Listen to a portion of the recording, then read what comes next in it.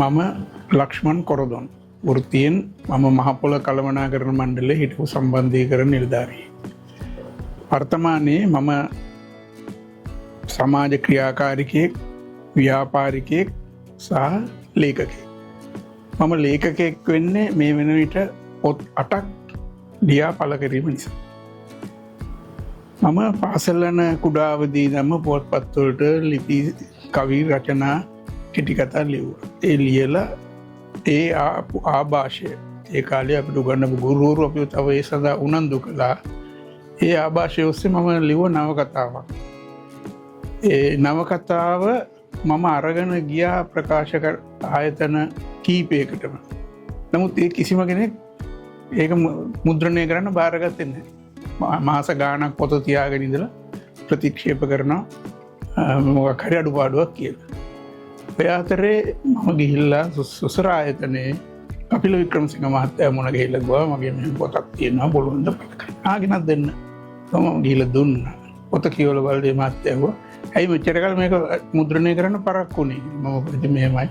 එහෙම ගියා කිසි කෙනෙක් බාරගත්තා කරන්න කියලා. ඔන්න එතුමා පොත මුද්‍රණය කරා අඹමල් සුවඳ 2023 තරමට.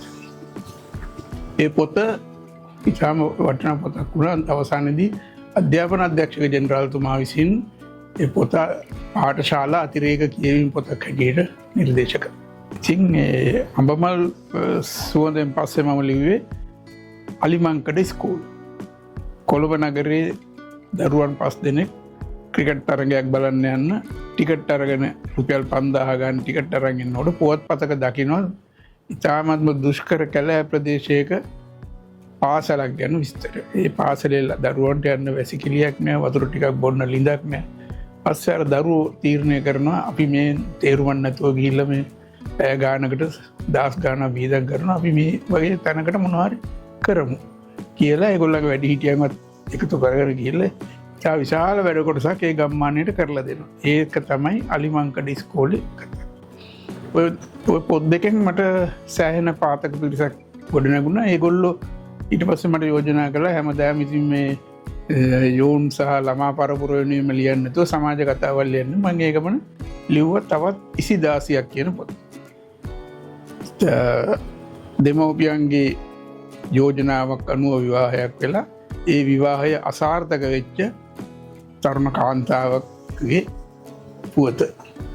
ඔය විදිහට මම ඒක ලිව්වා. ඊට පස්සේ අප්පුහාමිගේ පුස්තකාලේ තමුන්ගේ දරුවට අම්මා උදේට පාසල් යනකොට දෙනවා 725ක්. ඒ 725 ඒව ටික එකතු කරලා මිලදී ගන්නවා මඩොල් දුව පොත. ඒ පොත එයාගේ යාළුවන්ටත් දුන්නම යාළුවෝ ඇවිල්ලා තවත් පොත් ඉල්ලනවා. ඔය කතන්දරේ ඊට පස්සේ තව පොත් වැඩි වෙලා ගමට පුස්තකාලයක් ඉදි වෙනවා අප්පුහාමිගේ පුස්තක. තව ලිව්වා අඹකොටේ පාලම. අඹකොටේ ගම්මානයට යන්න පාලමක් තිබුණේ. ඒ පන්සලේ චූලනාග කියන පොඩි හාමුදුරුවෝ, ඒ හාමුදුරන්ගේ අම්මම ඒ පාලම කලින් තිබුණු අබලම් පාලමෙන් වැටිලා ගහගෙන ගිහිල්ලා මිය යනවා. එදා ඒ හාමුදුරුවෝ අධිෂ්ඨානයක් කරගන්නවා මම මින් ඉදිරියට මෙවැනි දේවල් මේ ගමේ සිද්ධ වෙන්න දෙන්නේ නැහැ කියලා. ඒ අධිෂ්ඨානය අනුව උන්වහන්සේ බණ කියලා සල්ලි හම්බ කරලා හදනවා පාලම. ඒක තමයි ඒ පොතේ කතන්දර. තව ඔය විදිහට පොත් සරසඳ සසලවිය, ඊළඟට කිනිහිරියාමල් වගේ පොත් 8ක් ලියලා කෙටි කතා පොතක් ලිව්වා කොළඹ පන්සල කියලා. මොකද අපේ සමහර අයට තියෙනවා පොඩි ගමේ පන්සල කාලයක් යනකොට මදි වෙනවා. කොළඹ තියෙන මේ බොහොම ලස්සන සුව පහසු පන්සල් වලට එහෙම ගිය උපාසකම්ම කෙනෙක්ගේ කතාවක් තමයි ඒ කෙටි කතා පොතට පාදක වෙලා තවත් කෙටි කතා 10ක් විතර තිබුණා ඒ පොතේ. ඒ උපාසකම්ම අන්තිමේට මිය ගියාම කොළඹ පන්සලේ හාමුදුරුවෝ පාංශකූලෙටවත් එන්නේ නැහැ. ගමේ පන්සලේ හාමුදුරුවෝ ඇවිල්ලා පාංශකූලෙදී. ඉතින් ඔය වගේ සමාජයේ දිනදා සිදුවෙන සිදුවීම් ආතක කරගෙන මම පොත් ගොඩක් ලිව්වා. 8ක් ලිව්වා. 8ම ඉතාමත්ම සාර්ථක වුණා. ඒ පොත් 8ම මුද්‍රණය කරේ සුසර ආයතනයේ. සුසර ආයතනය ඉතාමත්ම නිර්ලෝභීව මට අත දීලා ඒ පොත් මුද්‍රණය කරපු නිසා අද ලක්ෂ්මන් කොරදොන් කියලා ලේඛකයෙක් ඉන්නවා. ඒ පොත් ඉතාමත්ම ජනප්‍රිය වුණා මම හිතන විදිහට. මගේ පළවෙනිම පොතට පෙරවදන ලිව්වේ අනුරාධපුර බුද්ධ ශ්‍රාවක විද්‍යාපීඨයේ මහාචාර්ය පාතේගම ඥානිසර හාමුදුරුවෝ.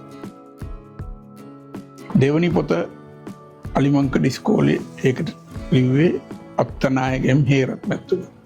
ඊළඟට තවත් ඉසිදාසියක් පොතට පෙරවදන ලිව්වේ මහාචාර්ය ප්‍රනීත් අබේසුන්දර.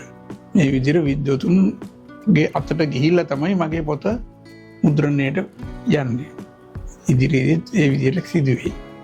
ඒ වගේම මට මේ ගමන එන්න තව මහෝපකාරී වෙච්ච පිරිසක් හිටියා. තාමත්ම මේ රටේ ඉහළ පෙළේ උගතුන් බුද්ධිමතුන් පිරිසක් මා සමග හිටියා. ඒ විශේෂයෙන් මතක් කරන්න ඕන අභාවප්‍රාප්ත අත්තනායකම් හේරත් මැතිතුමා. ඊගාවට මහාචාර්ය ප්‍රනීත් අබේසුන්දර මැතිතුමා. විශේෂයෙන්ම ඉතාමත්ම ළඟින් ඇසුරු කරමින් මහාචාර්ය අගලකඩ සිරිසුමන හාමුදුරුවෝ මට හුඟා අවවාද අනුශාසනා. මේ වගේම පැපිලියානේ සුමිත් හාමුදුරුවෝ නිට්ටඹුවේ සාරිපුත්‍ර බුද්ධ ශ්‍රාවක පීඨයේ කතිකාචාර්ය ස්වාමීන් වහන්සේ නමක් ආචාර්යවන් වහන්සේ නමක්. ඔය අය මට ඉතාමත්ම උපදෙස් දුන්න, සහයෝගය දුන්න, මඟ පෙන්වීම දුන්න. ඒ අනුව තමයි මේ ලේඛන දිවිය සාර්ථක කරගන්න මට පුළුවන් වුණේ. අපේ ලේඛකයෝ විවිධ මාර්ග තුලින් ලේඛනයට ප්‍රවේශ වෙනවා. සමහරු පරිවර්තන කෘති කරනවා, සමහරු මාර්ග කතා, රහස් පරීක්ෂක කතා වගේ. මම අවතීර්ණ වුණේ ගැමි සංස්කෘතිය, ගැමිකම, සිංහල බෞද්ධකම මුල් කරගෙන. මම හැම පොතකම වගේ ගමේ පන්සල පෙන්눔 කරන්න උත්සාහ ගත්තා. මොකද පන්සල තමයි අපේ ජීවය. ඒ ගැන මම මගේ පොත්වල හැම පොතකම මම ඇතුළත් කරලා තියෙනවා. සිංහල සිරිත් විරිත්, දොරකොඩ අස්න, දේවදූත පෙරහැර, කටින පින්කම, ඔය වගේ දේවල් අද කාලේ පොත්පත් වලින් සාකච්ඡා වෙනවා අඩුයි මම හිතන විදිහට. මම ඒවා මගේ පොත් වලින් සාකච්ඡා කරා. ඒක විශේෂයෙන් තරුණ පරපුරට, ළමා පරපුර සමහර අය දන්නේ නැහැ. අපේ නගර බද ප්‍රදේශවල දොරකොඩ අස්න කියන්නේ මොකක්ද කියලා දැන් දන්නේ නැහැ. දේවදූත පෙරහැර කියන්නේ මොකක්ද කියලා දන්නේ නැහැ. ඉතින් ඒව මම මගේ පොත් වලින් දෙන්න උත්සාහ කරලා ලබා දීලා තියෙනවා. ඒක සමාජයට ආදර්ශයක් වෙයි. බාල පරපුරට යමක් ඉගෙන ගන්න, දැනගන්න ලැබෙයි කියලා ඒකත් මම හිතනවා. ඒ වගේම මේ පොතක්, මගේ පොතක් ගෙදර ගෙනිච්චම පවුලේ සියලු දෙනාටම කියවන්න පුළුවන්. සමහර පොත් තියෙන දැන් අපි ඉස්කෝලේ යන කාලෙත් පොත් කියව, සමහර පොත හංගගෙන කියවන්නේ අම්මට තාත්තට හොරේ. ඉතින් අද මගේ පොත්වල එහෙම තත්ත්වයක් නැහැ. අම්මට තාත්තට දරුවන්ටත් එක වගේ කියවන්න පුළුවන් විදිහට තමයි මගේ පොත් කියලා තියෙන්නේ. මම ඉතාමත්ම ස්තුතිවන්ත වෙනවා සුසර ආයතනයට, විශේෂයෙන්ම කපිල වික්‍රමසිංහ මහත්මයාට, රංග යල්ලිස් මහත්මයාට මට මේ දීපු සහයෝගය ගැන. ඒ වගේම සුසර ආයතනයේ පොත් මිල ඉතාමත්ම පහසුයි, මුද්‍රණය ඉතාමත්ම සෝභාවයි. සාමාන්‍යයෙන් සුසර ආයතනයේ මුද්‍රණය කරව පොතක් රුපියල් 500කට ගන්නකොට වෙනත් තැනක ඒ හා සමාන පිටු ප්‍රමාණයක් තියෙන පොතක් ගන්න රුපියල් 1500ක් විතර වගේ. ඒක නිසා පාඨක පිරිසට සහනයක් සැලසෙනවා සුසර ආයතනය. මේ විදිහට තමයි මගේ ලේඛන දිවිය ගලාගෙන ගියේ. ඉතින් අද මම ඉතාමත්ම සතුටු වෙනවා මට ලේඛකයෙක් විදිහට ඉදිරියට එන්න ලැබීම ගැන. ඉදිරියටත් ලේඛන කලාවේ නිරත වීම තමයි මගේ බලාපොරොත්තුව.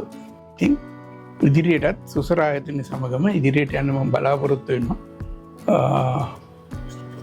මගේ පොත් කියවපු මට දුරකථන ඇමතුම් මගින්, ලිපි මගින් ස්තුතිය පළ කරලා සියලු දෙනාටම ස්තුතිවන්ත වෙනවා.